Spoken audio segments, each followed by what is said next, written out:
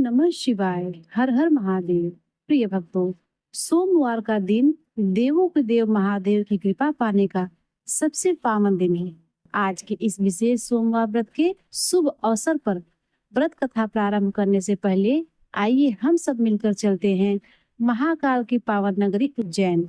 सुनते हैं भगवान शिव के तीसरे और सबसे महिमावान ज्योतिर्लिंग की श्री महाकालेश्वर के प्रकट होने की वह अद्भुत और चमत्कारी कहानी, जिसे सुनने मात्र से ही मनुष्य के सभी भय और संकट दूर हो जाते हैं। तो प्रेम से बोलिए हर हर महादेव। प्रिय भक्तों, आइए अब श्रवण करते हैं महाकालेश्वर महादेव की तृतीय ज्योतिर्लिंग की यह बड़ी ही सुंदर कथा।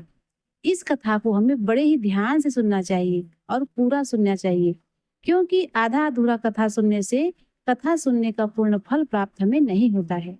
तो चलिए प्रिय भक्तों, बड़े ही प्रसन्न चित्त मन से सुनते हैं यह बाबा की पावन कथा। बहुत पुरानी बात है।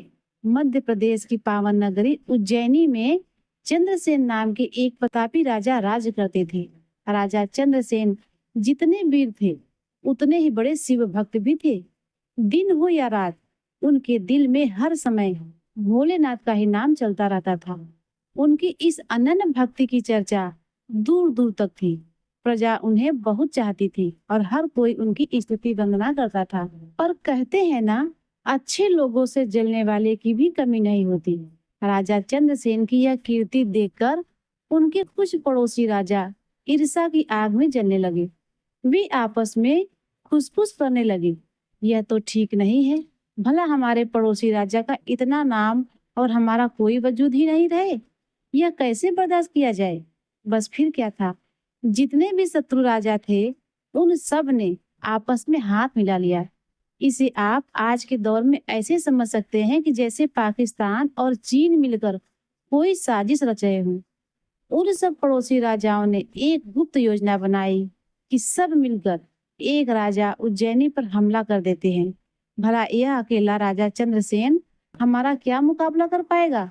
सबने अपने तोपे धनुष बाण सजाए और उज्जैनी को घेरने के निकल पड़े।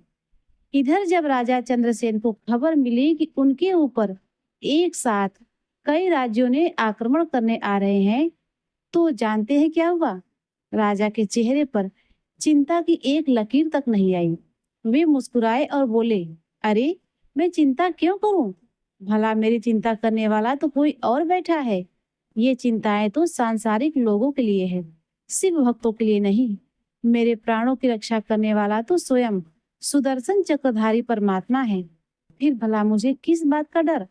राजा चंद्रसेन को युद्ध की कोई फिक्र नहीं थी। वे तो बड़े आनंद से बाबा भोलेनाथ के मंदिर में बैठ गए और उनका दिव्य अभिषेक करने लगे।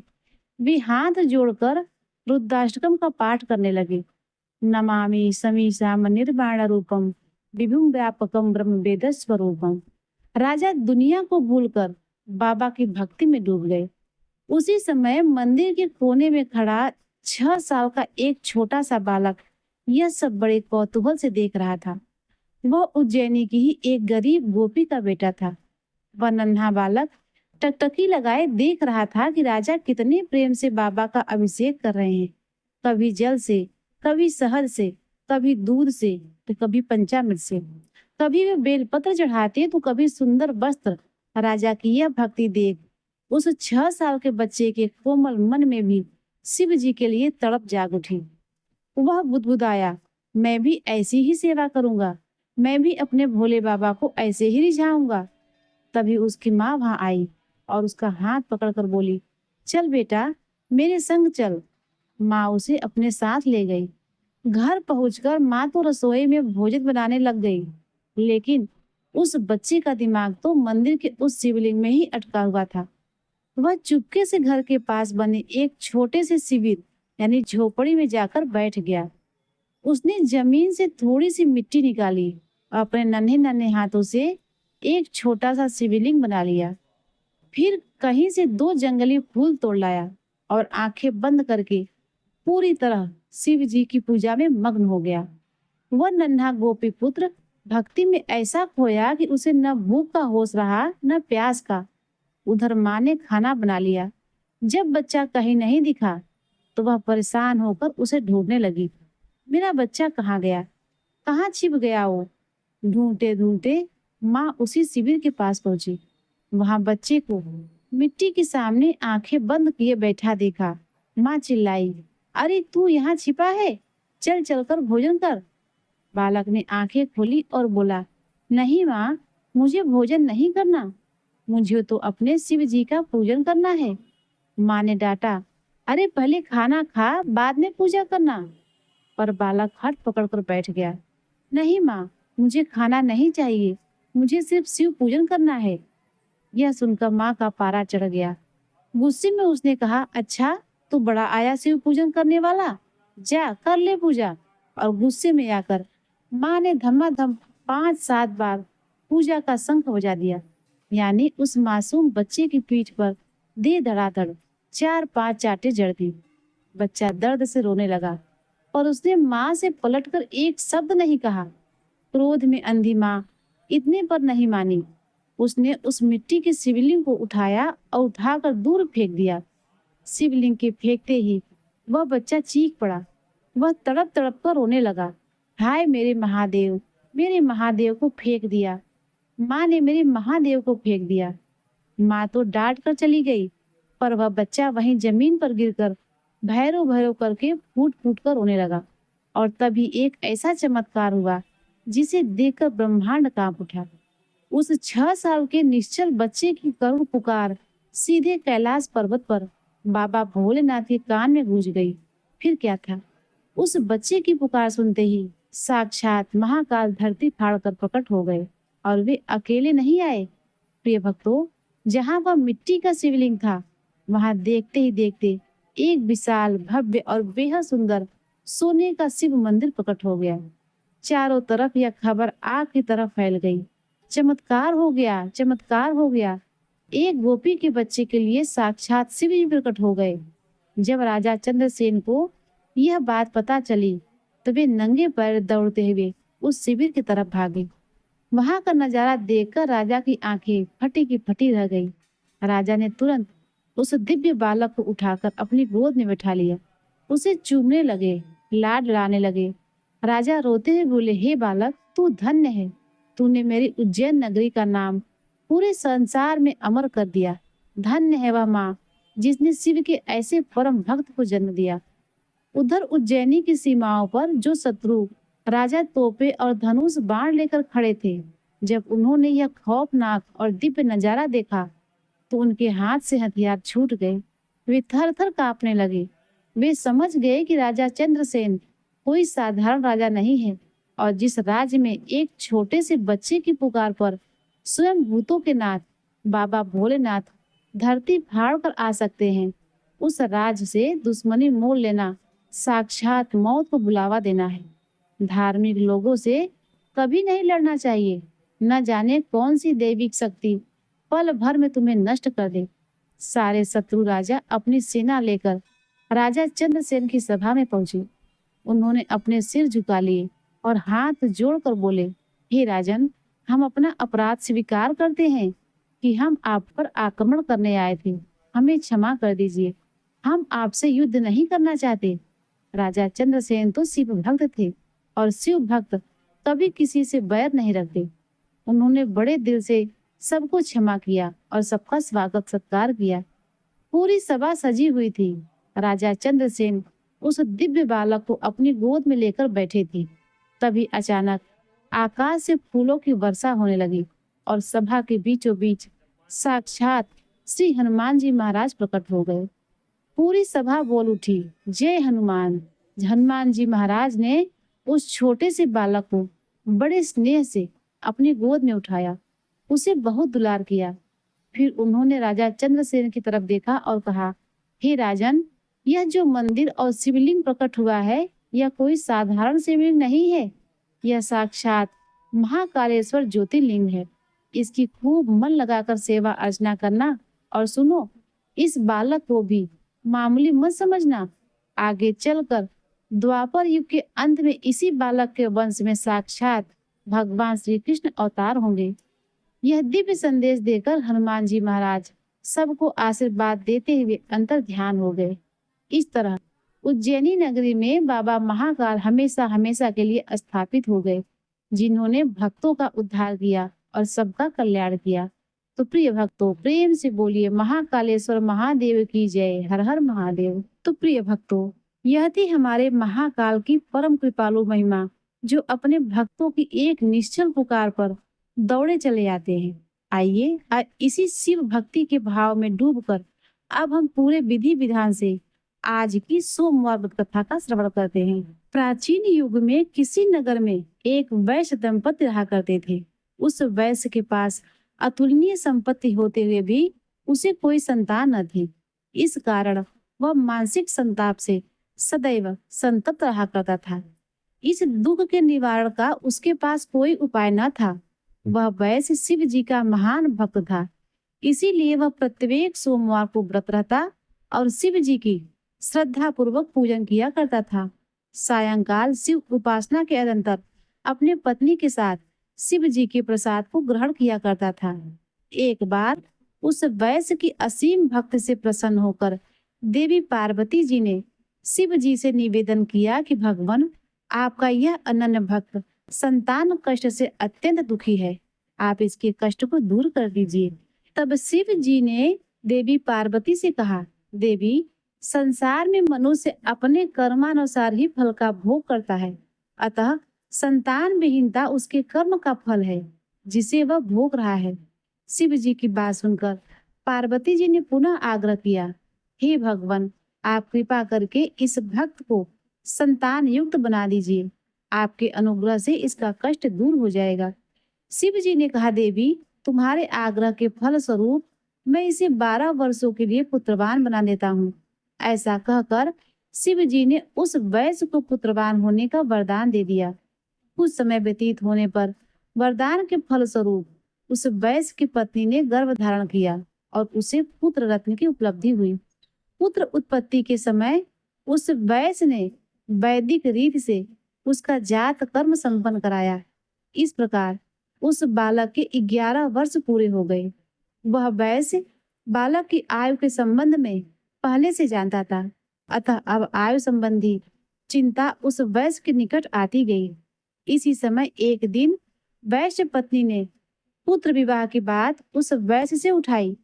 उसके उत्तर में वैश्य ने कहा कि अभी विवाह की क्या जल्दी है, अभी मैं बालक को विद्या अध्ययन के लिए बाहर भेजना चाहता हूँ। अध्ययन के पश्चात ही वैवाहिक कार्य संपन्न किया जाएगा।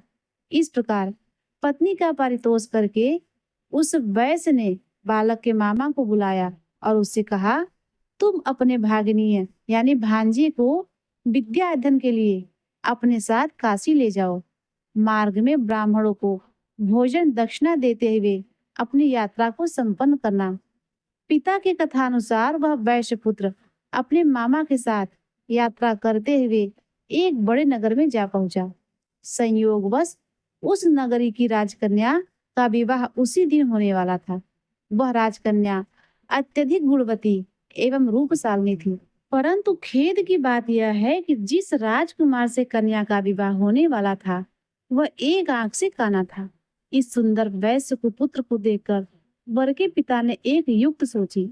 उसने बालक के संरक्षण मामा को बुलाकर पूछा, यदि कुछ समय के लिए आप अपने भांजे को मुझे दे दें तो आपकी बड़ी कृपा होगी। विवाह कार्य पूरा हो जाने के बाद मैं इस बालक को आपको सौंप दूंगा। इसके साथ ही विवाह में उपहार स्वरूप जो भी सामग्री मिलेगी उसके भी आप अधिकारी होंगे। वर के पिता से दोनों पक्ष एक मत हो गए। बालक के मामा ने अपने भांजे को विवाह मंडप में नकली वर के रूप में सज्जित करके बैठा दिया। विवाह कार्य विधिवत संपन्न हुआ।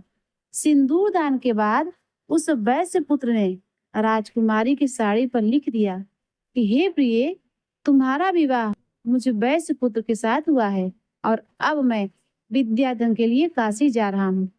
तुम्हारी विदाई ससुराल जाने के लिए नकली वर के साथ होगी जो कि एक आंख से काना है। इतना लिखने के बाद बालक अपने मामा के पास लौट आया। वैश्य पुत्र के जाने के बाद जब राजकुमारी ने अपनी साड़ी पर लिखे हुए लेख को पढ़ा तो वह विस्मित हो उठी। उसने राजकुमार के साथ जाने में स्पष्ट शब्दों में अस्वीकार कर दिया। उसने बारातियों को संबोधित करके कहा, यह राजकुमार मेरा वास्तविक पति नहीं है। मेरा पति विद्या अर्जन के लिए काशी चला गया है। वर पक्ष द्वारा किए गए कपटाचरण से कन्या के माता पिता असमंजस की स्थिति में पड़ गए। बहुत सोच विचार करने के बाद भी माता पिता ने अपनी कन्या को ससुराल भेजना उचित नहीं समझा। फलस्वरूप बारात को अपना सा मुंह लेकर खाली हाथ जाना पड़ा। उधर काशी पहुंचकर वैश्य पुत्र विद्याधन में जुट गया और उसका मामा यज्ञ कार्यों में निरत हो गया। इस प्रकार उस बालक के जीवन के 12 वर्ष पूरे हो गए। लड़के ने अपने मामा से कहा, मामा जी, आज मेरी तबीयत ठीक नहीं लग रही, इसलिए मैं थोड़ी देर के लिए विश्राम करना चाहता हूँ। इतना कहकर वह बालक शयन के लिए चला गया। कुछ समय के बाद जब मामा ने भांजे का निरीक्षण किया तो उसे मृत अवस्था में पड़ा पाया। उस समय उसका मामा यज्ञ में तल्लीन था। यज्ञ की समाप्ति के बाद वह फूट फूट कर रो पड़ा। उसी समय पार्वती जी के साथ आकाश मार्ग से शिव जी जा रहे थे। उस करुण चित्कार को सुनकर पार्वती जी का मन दयाद्र हो उठा। उन्होंने शिव जी से कहा, भगवान, इतना घोर क्रंदन कौन कर रहा है? इसके कारण का पता लगाना चाहिए। पार्वती जी के अनुरोध से शिव जी उस मृत बालक के निकट गए। पार्वती जी ने उस बालक को पहचान कर कहा, भगवान, यह तो वही बालक है जो आपके वरदान द्वारा उत्पन्न हुआ था। इसकी मृत्यु कैसे हो गई? तब शिव जी बोले, हे देवी, यह बालक अपनी 12 वर्षों की आयु भोग कर मृतक हो गया है। पार्वती जी ने निवेदन किया कि हे भगवान, आप इसे पूरी आयु प्रदान करके जीवित कीजिए, अन्यथा आपका वह भक्त वैश्य अपना प्राण धारण नहीं कर सकेगा। निश्चय ही उसकी पुत्र वियोग में मृत्यु हो जाएगी। पार्वती जी के आग्रह से शिव जी ने उस बालक को पुनर्जीवन प्रदान किया और शिव लोक को चले गए। शिव जी की कृपा से बालक नव जीवन प्राप्त कर अपने मामा के साथ अपने नगर की ओर चल पड़ा। मार्ग में चलते हुए वह उसी नगर में ठहरा जहां पर उसका विवाह राजकुमारी के साथ हुआ था। वहां उसने यज्ञ कर्म करके पुरोहितों को भोजन दक्षिणा दिया। उस वैश्य पुत्र के आगमन की सूचना ब्राह्मणों द्वारा राजा को मिली। उस बालक को देखने के निमित्त राजा स्वयं गया। बालक के रूप में अपने दामाद को देखकर राजा की प्रसन्नता का ठिकाना न रहा। वह दामाद को सादर अपने महल ले गया। अपने यहाँ कुछ दिनों तक रखकर उसका स्वागत सत्कार किया। तदंतर उस बड़ी के पुत्र के साथ अपनी कन्या को अत्यधिक उपहार स्वरूप द्रव्य देकर ससुराल के लिए विदा कर दिया। उस बालक ने अपनी पत्नी और अपने मामा के साथ अपने नगर की ओर प्रस्थान किया। घर के निकट पहुंचकर मामा ने सभी लोगों को एक स्थान पर रुकने का आदेश देकर कहा, तुम सब लोग थोड़ी देर यहीं ठहरो, मैं तब तक घर जाकर समाचार दे आऊं। उधर उस बालक के माता पिता घर की छत पर मन में ऐसी प्रतिज्ञा कर जा बैठे थे कि यदि मेरा पुत्र नहीं लौटेगा तो हम दोनों छत से कूदकर अपनी आत्महत्या कर लेंगे। उस बालक के मामा ने घर पहुंचकर शुभ सूचना दी कि तुम्हारा पुत्र विद्या में पारंगत होकर अपनी पत्नी के साथ सकुशल नगर के निकट आ पहुंचा है। इस सुखद समाचार को सुनकर बालक के माता पिता गदगद हो उठे। उनके नेत्रों से प्रेम अश्रु प्रभावित होने लगी। माता पिता ने पुत्र एवं पुत्र वधू के घर के बाहर अगवानी की। उस वैश्य पुत्र ने माता पिता के चरण स्पर्श किए एवं पुत्र वधू ने सास ससुर के चरण स्पर्श करके उनसे आशीर्वाद प्राप्त किया। वह वैश्य नियम पूर्वक प्रत्येक सोमवार को व्रत करके शिव अर्चना करने लगा। व्रत के दिन जो भी व्रती इस पुनीत एवं आयुष्वर्धनी कथा को कहता है या सुनता है, उसकी सभी मनोकामनाएं शिव जी की कृपा से पूर्ण होती हैं। उसके सभी दुख दारिद्र नष्ट हो जाते हैं एवं वह दीर्घायु जीवन को प्राप्त होता है। तो एक बार प्रेम से बोलिए, नमः पार्वती पतये हर हर महादेव। प्रिय भक्तों, अब आइए सुनते हैं शिव चालीसा का पाठ। जय गणेश गिरिजा सुमन मंगल मूल सुजान, कहत अयोध्या दास तुम देव अभय वरदान। जय गिरिजापति दीन दयाला, सदा करत संतन प्रतिपाला। भाल चंद्रमा सोहत के कानन कुंडल नागपन के। अंग गौर श्री गंगे बहाए, मुंड माल तन छार लगावे। वस्त्र खाल वागंबर सोहे, छवि को देख नाग मुनि मोहे। मैं नामात की हवे दुलारी, वाम अंग सोह छवि नारी, कल्पसूल सोह छई भारी, करे सदा सत्य नंदी गणेश सो है ता कैसे, सागर मध्य कमल है जैसे, कार्तिक श्याम और गणराऊ, या छवि को कही जात न काऊ। देवन जब ही जाय पुकारा, तब ही दुख प्रभु आप निवारा, किया उपद्रव तारक भारी, देवन सब में तुम्हें जुभारी। तुरत खडारन आप पठायो, लो निमेष महामार गिरायो, आप जलंधर असुर संहारा, सुयस तुम्हार विधि संसारा। त्रिपुरासन से युद्ध मचाई, सबे कृपा कर लीन बचाई, किया तपहि भागीरथ भारी, पूर्व प्रतिज्ञा तासु पुरारी। दानिन मतम सम कोई नाही, सेवक अस करें सदाई, वेद नाम महिमा तव गाई, अगत अनाथ भेद नहीं पाई। प्रगट उदत मंथन में ज्वाला, जरा सुरासुर भय बिहाला, कीनि दया तब करी सहाय, नीलकंठ तब नाम कहाई, पूजन रामचंद्र कीन्हा। जीत लंका भीषण दीन्हा, सहस कमल में हो रहे धारी, कीनी परीक्षा तबे पुरारी, एक कमल प्रभु राखे गोई, कमल नयन पूजन च सोई। कठिन भक्ति देखी प्रभु शंकर, भय प्रसन्न दिए इच्छित वर, जय जय जय अनंत विनाशी, कर कृपा सबके घटवासी। दुष्ट सकल नित मोहि जतावे, भ्रमत रहे मोहि चैन न आयो, त्राहि त्राहि मैं नाथ पुकारो, यही अवसर मोहि आन उबारो। लय त्रिशूल शत्रु को मारो, संकट से मोहि आन उबारो, माता पिता भ्राता सब कोई, संकट में पूछा ना कोई, स्वामी एक है आज तुम्हारी। आई हरो अब संकट भारी, धन्य धन को दे सदा ही, जो कोई जाचे सो फल पावे, अस्तुत के भी करं तुम्हारी, क्षमोनाथ अब चूक हमारी। शंकर हो संकट के नाशक, मंगल कारक विघ्न विनाशक, योगी एक मन ध्यान लगावे, सारद नारद शीस नवावे, नमो नमो जय नमो शिवाय।